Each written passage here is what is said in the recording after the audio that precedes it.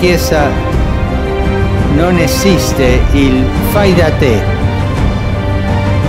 non esistono battitori liberi. Quante volte Papa Benedetto ha descritto la Chiesa come un noi ecclesiale. Talvolta capita di sentire qualcuno dire: io credo in Dio, credo in Gesù, ma la Chiesa non mi interessa. Quante volte abbiamo sentito questo? E questo non va.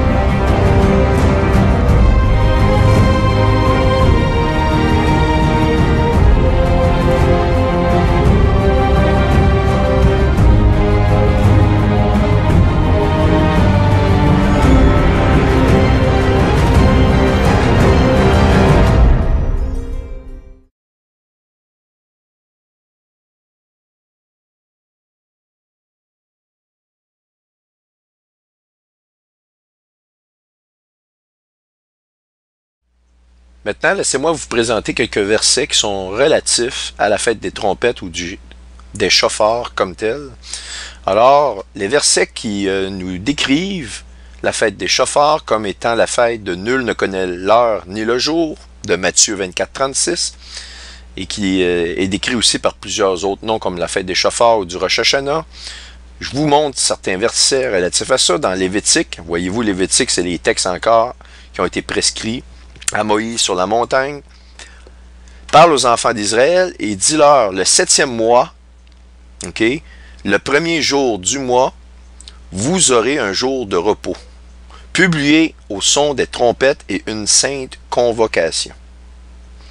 Alors donc, ok, si le 7e mois, le premier du jour, vous aurez un jour de repos, vous êtes d'accord que, par définition, la fête des trompettes, parce que vous voyez ici publié au son des trompettes, est une sainte convocation. S'il y a, ici c'est vraiment important ce que je vais vous dire là, parce que s'il est vrai que l'enlèvement doit arriver à un Shemitah, une année sabbatique juive, à un grand jubilé, ok, de 49 ans, un jubilé de la 50e année, et il doit arriver probablement au grand jubilé de 6000 ans. La Bible nous dit approximativement, j'ai ça dans Josué, je vous donnerai les versets. Ben, il faudrait que ça arrive aussi à une journée de Shabbat, mais justement, la fête des trompettes, c'est un jour de repos. Qu'est-ce que c'est un jour de repos? C'est un Shabbat. Vous l'avez ici, noir sur blanc. Et donc, par définition, le 13, le 14, la limitation entre le 13 et le 14 annonce au coucher du soleil à minuit le début d'un Shabbat, d'une journée sabbatique. Les nombres 29.1, ok, dans les nombres 29.1, on a le 7e mois, le premier jour du mois, vous aurez une sainte convocation, vous ferez aucune œuvre servile. Ben, vous ferez aucune œuvre servile. Ça veut dire que vous ferez aucune œuvre de travail quelconque. Je veux dire, c'est ça, c'est une journée sabbatique, non? Ce jour sera publié parmi vous au son des trompettes. Wow! Nombre 10.2. Fais-toi 2 trompettes d'argent. Tu les feras d'argent battu. Elles te serviront pour la convocation de l'assemblée et pour le départ des camps. Wow! Convoquer, dire, hey, vous autres venez ici, là, puis hey, on s'en va. On part. Comme l'enlèvement de l'Église. Et ça, regardez bien, maintenant, à partir de maintenant, je vais vous donner une explication extraordinaire sur les trompettes d'argent et qui est aussi, je vais vous parler de la dernière trompette et de la trompette de Dieu et vous montrer que ça n'a absolument rien à voir avec les 7 trompettes de l'Apocalypse qui, elles, sont sonnées par des anges versus celle-ci, ici, la trompette, la dernière trompette de la fête des trompettes, elle se faisait physiquement faire dans l'Ancienne Alliance, puisqu'elle était prescrite dans la parole. Mais au moment de l'enlèvement, il y a quelqu'un qui va nous crier, et c'est ce cri-là qu'on va monter en haut, comme les murs de Jéricho. Et ce cri-là, qui va le faire? Ben, c'est nul autre que Jésus-Christ lui-même. C'est lui qui est l'époux qui crie à minuit. C'est ce cri-là que vous allez entendre, et on va le voir dans Thessaloniciens, au cri et au son de la trompette. Donc, la Bible nous confirme que dans les deux façons, qu'il ne le fasse ou qu'il ne le fasse pas à Jérusalem, s'il ne décide de ne pas sonner la trompette au moment que Dieu leur a prescrit, bien, il va faire le cri, il va le faire de toute façon ou d'une autre. Et ça va être un cri qui va être entendu par l'Église seulement. Alors, pour procéder à l'explication des trompettes d'argent, on va aller dans un extrait du tome 3 du livre de Claude Inierski, parce qu'il a très bien résumé exactement de la manière que ça fonctionne au niveau des trompettes. Mais on va commencer ici par un témoignage qu'une sœur en Christ lui avait envoyé et qu'il a cru bon de mettre dans son livre. Alors, ça va comme suit. Je voudrais juste partager avec toi un événement que j'ai vécu il y a quelques jours et qui m'a beaucoup intrigué. J'étais en train de travailler sur des dossiers difficiles, assis devant l'ordinateur, et mon mari était assis sur le canapé du salon. Quand j'ai entendu clairement retentir par 3 fois, voyez-vous, le 3 revient ici, des sonneries de chauffard. Elle ne dit pas des sonneries de trompette comme dans les musiques de Elvis Presley, elle parle de chauffard précisément. J'ai été très surprise et intrigué d'entendre les sonneries que j'ai reconnues de suite. Je ressentais au fond de moi à la fois une profonde inquiétude et en même temps une certaine sérénité car je pensais que c'était peut-être l'enlèvement. Je regardais alors autour de moi dans la pièce et demandais à mon mari s'il entendait ce que j'entendais. Il m'a répondu dans un premier temps qu'il n'entendait rien. Je lui ai dit « Ce sont des sonneries de chauffard. » Et il m'a répondu « Qu'est-ce que c'est? » Je lui ai expliqué alors brièvement. Puis, les sons ont encore retenti et ce n'est qu'à la 3e fois que lui aussi les a entendus. Donc, encore le 3 qui revient. J'ai regardé par la fenêtre de la rue en pensant voir disparaître les passants, peut-être enlevés, mais il n'y avait personne à ce moment précis dehors. J'ai eu alors très peur, en fait, d'entendre le chauffeur et que ce soit l'enlèvement et que je ne sois pas enlevé. Là, elle spécifie ici, elle dit « Mon mari n'est pas croyant. » Moi, ce que je vois comme possibilité, qu'il y aurait 3 grands avertissements à 3 fêtes des trompettes, comme je vous ai montré depuis l'accord de Balfour. Serait-il possible que le mois de septembre soit le dernier et que vraiment la trompette pourrait retentir, cette fameuse trompette-là qu'on attend depuis longtemps? Parce que son mari n'étant pas croyant, c'est seulement la 3e fois qu'il l'a entendu. Vous allez me dire, oui, mais pourquoi s'il n'est pas croyant qu'il l'aurait entendu à la 3e? Eh bien, vous êtes d'accord que lorsque l'enlèvement va arriver, ça va créer tout un émoi chez les non-croyants qui vont rester sur terre. Donc, si sa femme avait été enlevée devant lui, il la voit en train de travailler, à un moment donné, il voit ses vêtements tomber sur le siège, la femme n'est plus là. Pensez-vous que son mari sera en état de choc? Le réveil chez les non-croyants va se faire au moment de l'enlèvement. Mais nous, c'est un réveil du retour chez nous. Pour le non-croyant, c'est un réveil de dire, hey, quelque chose qui se passe, là. Dieu va utiliser l'enlèvement comme étant un événement marquant. Et ça a plein de sens qu'à la 3e fois, son mari il soit mis au courant. Il ne peut pas passer à côté de l'événement. Vous me suivez? Alors, on continue. Bon, donc, elle dit, mon mari n'est pas croyant.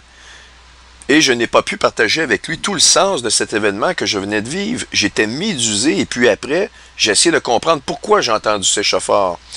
Je pense que j'ai vécu les prémices du retour de Jésus et qu'il est plus que jamais à la porte. Il revient très bientôt. C'est un avertissement de son retour imminent qu'il m'a été donné d'entendre. Alors, à partir d'ici, c'est Claude Inierski qui reprend la parole.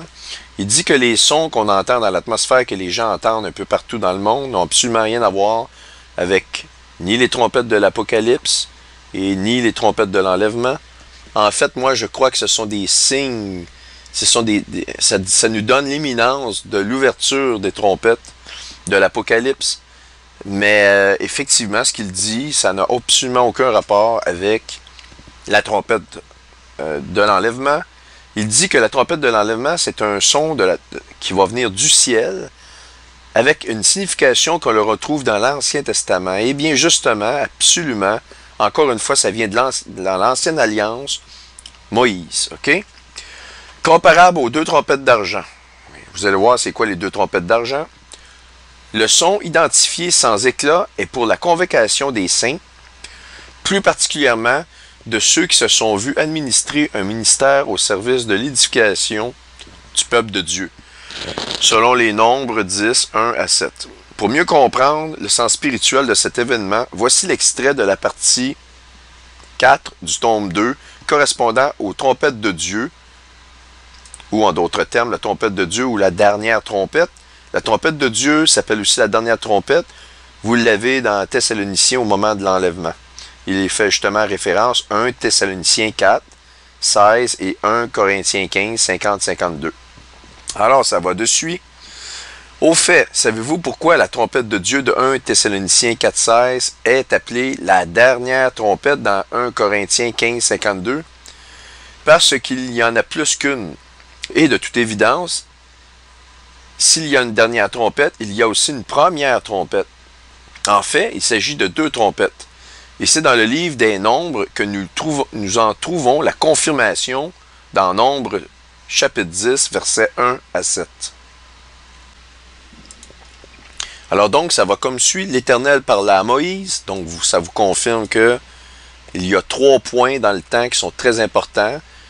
La Genèse, qui nous annonce exactement, dans la Genèse, ça nous annonce comment le début va se faire exactement comme la fin va se faire. Et dans le point central, on a Moïse qui a reçu toute la prescription du sacerdoce de l'Ancienne Alliance. Et donc, vous en avez la confirmation et les trompettes qui vont être utilisées symboliquement pour l'enlèvement se retrouvent dans les textes qui ont été transmis à Moïse. Et on parle ici des trompettes d'argent. Donc, l'Éternel parle à Moïse et dit, « Fais-toi 2 trompettes d'argent, tu les feras d'argent battu. Elles te serviront pour la convocation de l'assemblée, pour le départ des camps. » Donc, pour le réveil des croyants, l'assemblée, c'est l'ensemble des croyants, et pour leur départ. Quand on en sonnera de cette trompette-là, toute l'assemblée se réunira auprès de toi à l'entrée de la tente d'assignation. Donc, il y a comme une semonce de trompette ou de chauffard pour le réveil des gens. Est-ce que ça correspond au réveil des gens dans les derniers jours? Maintenant, si l'on ne sonne que d'une trompette, les princes, les chefs et les milliers d'Israël se réuniront auprès de toi. Exactement comme un réveil et les gens s'assemblent. Et quand vous en sonnerez avec éclat, ceux qui campent à l'Orient partiront. Quand vous en sonnerez avec éclat pour la seconde fois, ceux qui campent au midi partiront.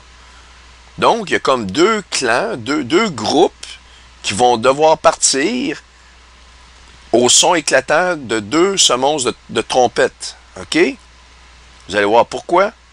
On sonnera avec éclat pour leur départ. Justement, c'est pour le départ. Donc, ils étaient là et ils vont partir. Ceux du midi et ceux de l'Orient ou ceux de l'Est. Vous sonnerez aussi pour convoquer l'assemblée, mais vous ne sonnerez pas avec éclat. Donc, voyez-vous, le son du réveil ne se fait pas avec éclat. Pourquoi qu'il n'y a pas avec éclat? C'est qu'évidemment, ils savent très bien que les gens, ils veulent les convoquer. Fait que s'ils ne sonnent pas avec éclat, ils vont quand même, les gens, pour qu'ils puissent les convoquer, ça veut dire que les gens doivent entendre le son de cette trompette-là qui n'est pas fait avec éclat. Mais le terme « pas avec éclat », justement, confirme cette femme-là, ici, son témoignage que son mari n'entendait pas au début. La personne qui n'a pas fait la paix avec Dieu en passant par Jésus-Christ n'entendra pas ce son-là. Il va devoir demeurer sur terre. Donc, un son de trompette pas d'éclat, ça veut dire que si vous êtes à l'extérieur du camp, ou si vous ne faites pas partie de l'assemblée, vous êtes trop loin à l'extérieur du camp, vous n'entendrez pas le son de cette trompette-là, qui est un son de rapatriement du groupe qui fait partie du camp. Alors, Claude continue dans ce sens-là. Il dit dans ce texte, « Rien n'est laissé au hasard par notre Dieu parfait. » En effet, tout d'abord, il y a bien 2 trompettes avec leurs fonctions très précises pour la convocation de l'assemblée et pour le départ des camps. La convocation de l'assemblée signifie un réveil, un regroupement de l'Église qui sait que les temps de l'enlèvement, les temps de la fin sont proches. Je peux vous dire qu'actuellement, plusieurs ministères, que ce soit américains, que ce soit partout dans le monde, se font attaquer de façon très, très prononcée. Il y a une recrudescence des attaques depuis, je dirais, 2012-2013, qui montent en flèche et qui viennent de partout. Mais ce que je peux vous dire, tous les ministères, sans exception, qu'ils soient petits ou gros, annoncent et sentent, maintenant et crient à voix haute, et proclament à voix haute que nous sommes à minuit moins 1 et quelques secondes de l'enlèvement et du début des tribulations. Alors tout le monde est d'accord là-dessus. Et donc il dit, convocation de l'Assemblée, départ des camps, mais ce n'est pas tout. Arrêtons-nous plus en détail sur la nature des trompettes et la façon dont elles doivent sonner. Remarquons tout d'abord que ces trompettes sont faites d'argent battu. Ce matériau est significatif car, selon l'Exode 30, 11 à 16 et 38, 25 à 28, chaque Israélite depuis l'âge de 20 ans, qu'il soit riche ou pauvre, devait donner un demi-cycle d'argent comme rançon pour son âme. Voyez-vous, quand on parle de rachat, l'argent dans la balance de l'argent, etc. Bon, cette rançon remplissait un double but. Premièrement, elle préservait chaque Israélite de la plaie du jugement de Dieu. Deuxièmement, elle servait de matériau pour la construction de la tente d'assignation. Le tabernacle reposait sur des bases d'argent. On le voit dans Exode 26, 19. L'argent est une figure de prix que le Seigneur Jésus a payé pour le rachat des pécheurs. OK? On le voit ici dans les versets suivants. Maintenant, ceux qui entendront cette trompette d'argent, qui, je le répète, est le son de la trompette de Dieu, je suis absolument d'accord avec lui, seront ceux qui auront été rachetés par le sang de Christ, qui ont foi dans son sacrifice suprême.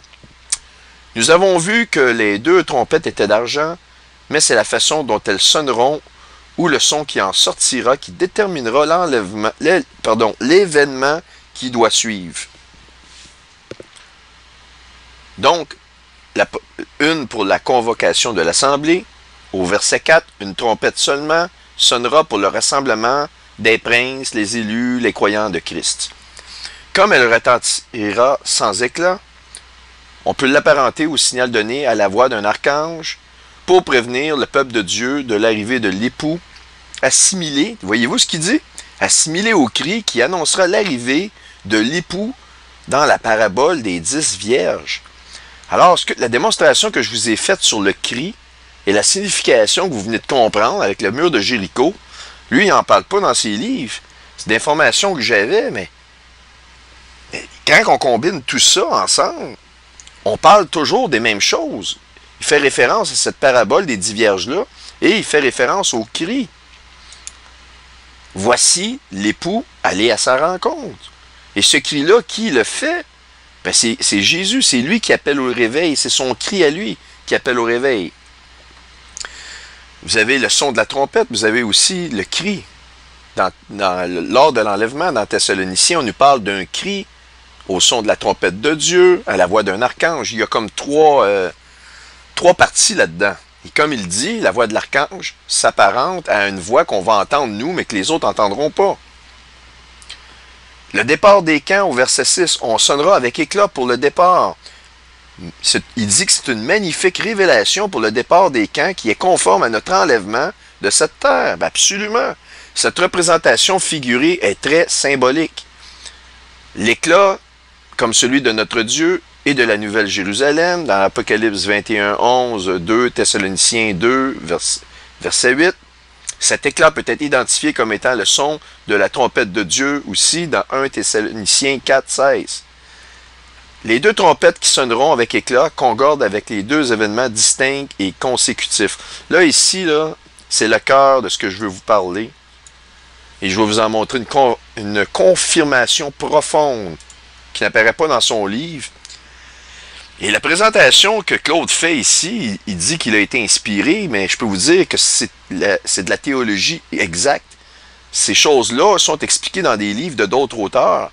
Et moi, je savais ces choses-là et je suis absolument d'accord. Quand j'ai commencé à lire le tome 3 de Claude, j'ai vu ça, j'ai dit, mais c'est extraordinaire. Et c'est pour ça que je prends cet extrait-là. C'est très, très bien fait. J'ai pris ce texte-là. D'ailleurs, je le remercie, Claude, parce qu'il m'a sauvé quand même du temps de faire ces textes-là et de préparer ça pour vous. Alors, voici dans la partie A, au verset 5, que on nous dit quand la première trompette d'argent sonnera avec éclat. OK? Le premier départ du camp est donné. Premier départ du camp? Eh bien, la manifestation qui se rapporte à la résurrection des morts dans 1 Thessaloniciens 4,16. Et effectivement, les morts, vous savez, on ne va pas les précéder, nous les vivants, c'est les morts qui vont être appelés au réveil, qui vont se réveiller. Et après, avec eux, nous serons enlevés dans les nuées à la rencontre du Seigneur. C'est comme ça. Donc, le premier camp que vous avez vu, qui était à l'est, eh bien, ce sont les morts qui sont morts en Christ dans le passé, dans les années d'avant, dans les années antérieures, dans les anciennes années. OK, retenez bien ça. Eh bien, eux vont se réveiller. Et après ça, au verset 6, quand la seconde et dernière trompette d'argent sonnera avec éclat, toujours le son de la trompette de Dieu ici qu'il dit. Le deuxième départ du camp, comme vous l'avez maintenant compris, il s'agit de nous, les vivants en Christ, qui seront tous transformés puis enlevés dans 1 Thessaloniciens 4, verset 17. Bon, maintenant je vais vous montrer quelque chose. C'est ici.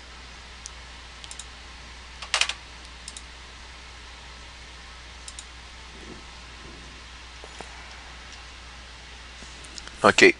Voyez-vous dans les nombres, ici nous sommes au verset 5. C'est le premier coup de semonce de trompette qu'on a ici. Alors que lorsque vous sonnerez cette alarme, alors le camp qui se retrouve on the east parts, à l'est, vous le voyez ici. Allons voir la signification de l'est. Eh bien, est, mais antiquité, temps anciens, un temps d'avant, le temps qui précède,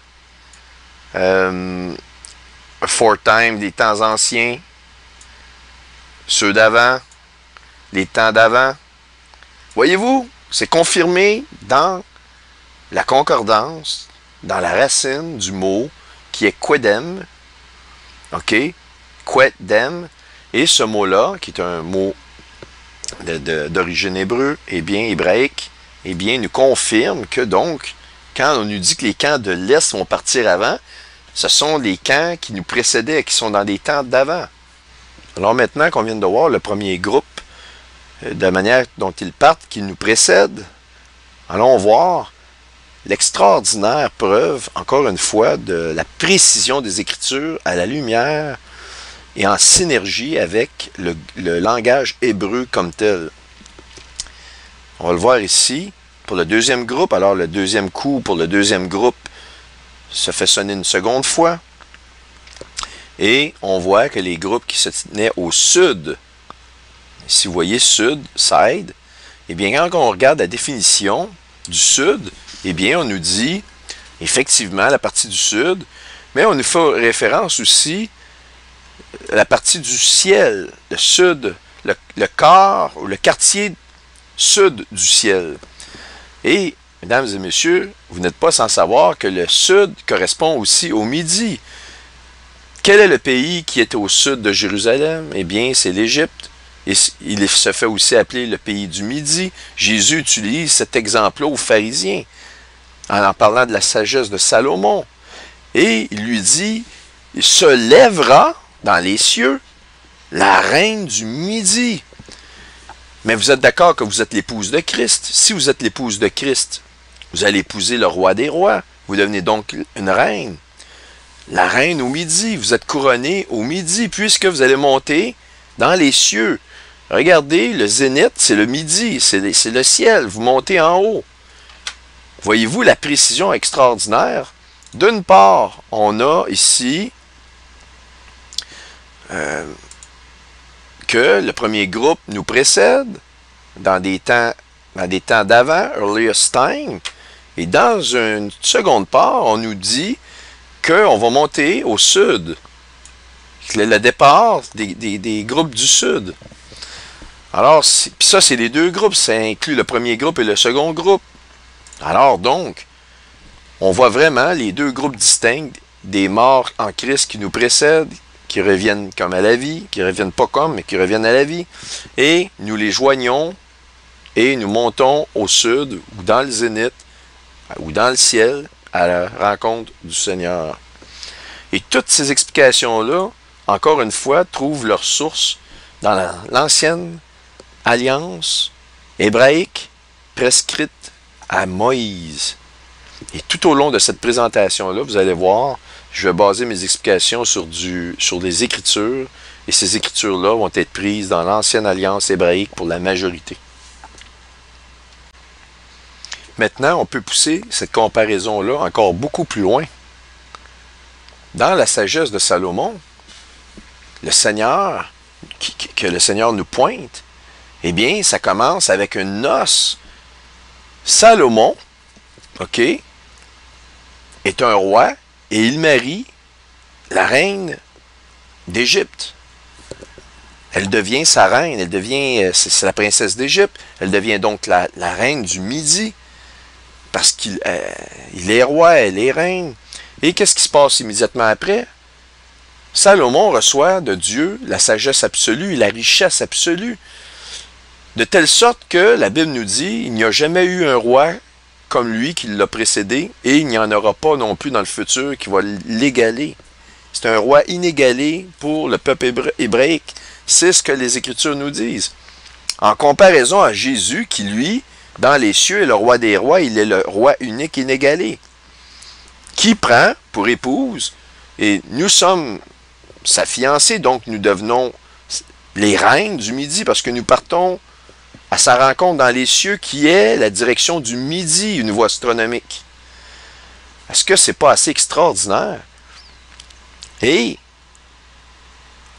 cet alignement-là, du mois de septembre 2013, eh bien, il faut absolument, elle est encore une fête, si vous voulez, qui correspond aux paroles exactes de Jésus. Puisque, si on regarde, si on se pointe au niveau du soleil, je vais atténuer la lumière, la luminosité. Voyez-vous, 2-3 jours précédents, il n'y a pas de couronnement, la couronne est au-dessus de la tête. Personne ne porte une couronne au-dessus de la tête. Il faut absolument qu'on soit les 13 et 14. Mais rendu au 15, la couronne a commencé à être basse et immédiatement après, il faut que ce soit une fête des trompettes, donc, qui soit, curieusement, et de façon extraordinaire, qui date carrément au maximum, pour avoir le maximum ou le meilleur de cet alignement-là, le 13 et le 14. Si vous avez une fête des trompettes, le 7 de septembre, ça ne fonctionne pas. Ça prend le 13 et le 14 comme alignement pour avoir un alignement parfait qui correspond aux Écritures lorsque Jésus s'adresse aux pharisiens et qu'il leur parle de Jonas, 3 jours dans la baleine, et de la sagesse de Salomon. Est-ce que c'est pas assez extraordinaire? Maintenant, est-ce qu'on va être enlevé au mois de septembre 2015? Tout ce que je peux vous dire, c'est, à la lumière de ces explications-là, jusqu'à maintenant, tout coïncide vers cette fête-là. Est-ce que vous, si vous me demandez, est-ce que tu es sûr de ton coup? Je vais vous dire non, je ne peux pas vous dire que c'est l'enlèvement. Ce que je peux vous assurer, soyez prêts, soyez vraiment prêts, parce que si c'est le cas qu'on peut être enlevé au mois de septembre 2015, eh bien, les événements vont vraiment parler. Il va y avoir des très gros événements d'ici au moment où je produis ces vidéos-là, jusqu'au moment d'arriver à la fête des trompettes du 13-14 septembre 2015.